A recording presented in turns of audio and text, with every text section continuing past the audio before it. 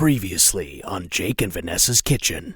The IKEA cabinets have arrived. Look, that's us together. And to finally see cabinets like up on the wall and where they're meant to be, kind of give me butterflies. It was really cool to see. Kind of give me a little bit of confidence. Yeah. But once we built that first cabinet box, it was like, oh, we can just build another one. We've designed the new cabinet doors, and that's gonna be the final step, is when they come in, we're gonna put them on top of the IKEA boxes, and hopefully it'll be, wow.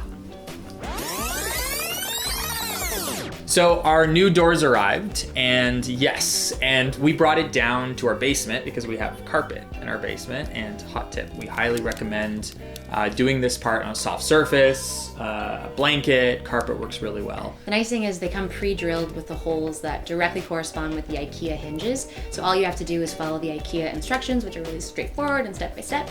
And they no screws required. We just put the hinges right in and had a very satisfying click.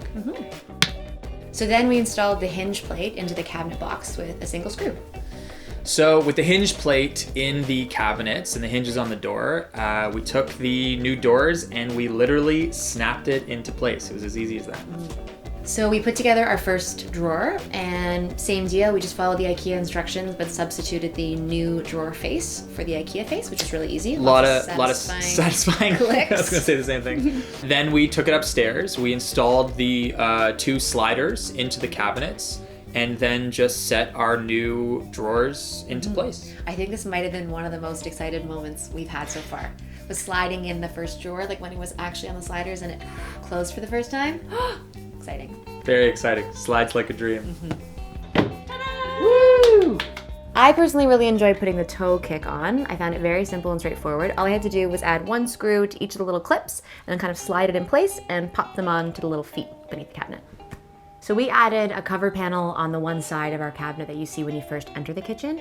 And this was pretty straightforward too. All you had to do was drill it on the interior of the cabinet right into the panel. After we put all of the doors on, we noticed that two of the doors weren't closing properly. They were sort of awkwardly closing on top of each other. It was bothering us, right? It was really bothering. We thought we messed it up big time. We thought we messed it up big time, but then went in and did a pretty simple hinge adjustment. We literally tightened two of the screws, which allowed the doors to close flush and properly, and now they're looking pretty good.